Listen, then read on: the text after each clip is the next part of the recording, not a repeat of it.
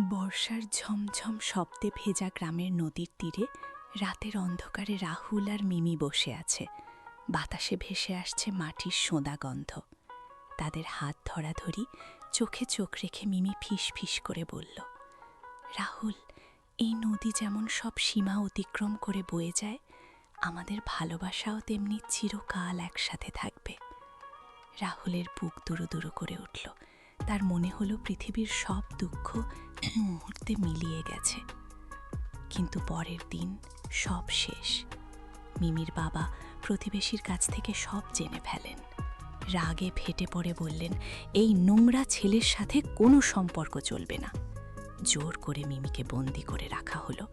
রাহুলের দরজায় লাঠি মারা হলো। গ্রামের লোকজন হাসাহাসি করতে লাগলো। মিমির চোখে অশ্রু, হৃদয় ছিন্ন ভিন্ন। বাবা, আমাকে মেরে ফেলো, কিন্তু ওকে ছাড়া বাঁচতে পারবো না, চিৎকার করে উঠল মিমি। বিয়ের রাতে মিমি পালিয়ে এলো নদীর তীরে। রাহুল অপেক্ষা করছিল। দুজনে জড়িয়ে ধরল একে অপরকে। কিন্তু হঠাৎ নদী থেকে প্রচণ্ড জোয়ার উঠল। তাদের টেনে নিয়ে গেল স্রোতে। সকালে দুটো দেহ পাওয়া গেল তীরে। গ্রামবাসী শোকাহত। রাহুলের ডায়েরিতে লেখা, ভালোবাসা মৃত্যুরও অতীত, আমরা চিরকাল একসাথে।